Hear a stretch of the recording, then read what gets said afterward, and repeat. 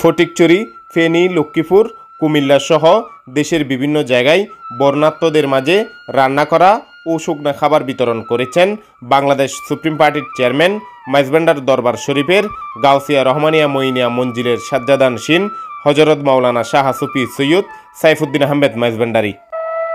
বেশ কয়েকদিন ধরে বন্যা কবলিত অঞ্চলে Bangladesh supreme party BSP Anjumane Rahmania Moinia মঞ্জিলের পক্ষ থেকে শাহজাদা সৈয়দ সাইফুদ্দিন আহমেদ আল হাসানি মাইজভান্ডারি বন্যার্তদের মাঝে খাদ্য বিতরণ করে আসছেন। দেশের প্রতিটা দুর্যোগ ও জনগণের দুর্ভোগে ভবিষ্যতেও বাংলাদেশ সুপ্রিম পার্টি পাশে থাকবে প্রতিশ্রুতি দিয়ে এই সময় সৈয়দ সাইফুদ্দিন আহমেদ মাইজভান্ডারি বলেন, পার্শ্ববর্তী দেশ থেকে অযৌক্তিকভাবে আন্তর্জাতিক আইন লঙ্ঘন করে পানি ছেড়ে দেওয়া হয়েছে।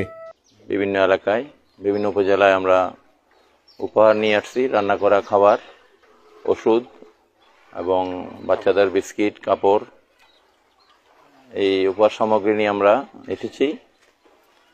আমরা বন্যা শুরু হওয়ার পর থেকেই ফটিকছড়ি, কুমিল্লা এবং লক্ষ্মীপুর, নোয়াখালী, ফেনীতে আজকে আমরা আসলাম। আমরা জানি আমরা ভাটির দিকে আমরা আমাদের দেশের অবস্থান, বিশেষ করে প্রতি বছরেই কিছু না কিছু বন্যা হয়। তো এবছর এবং স্মরণকালের মধ্যে এটা একটা কঠিন একটা অবস্থা আমাদের দেশের মানুষের, বিশেষ করে আমাদের ফটিকছড়ি থেকে শুরু করে ফেনী, মিরসরাই, লক্ষ্মীপুর, নোয়াখালী, বিভিন্ন উপজেলা, কুমিল্লার বিস্তীর্ণ অঞ্চল, বিভিন্ন উপজেলাগুলা বন্যায় প্লাবিত হয়ে গেছে।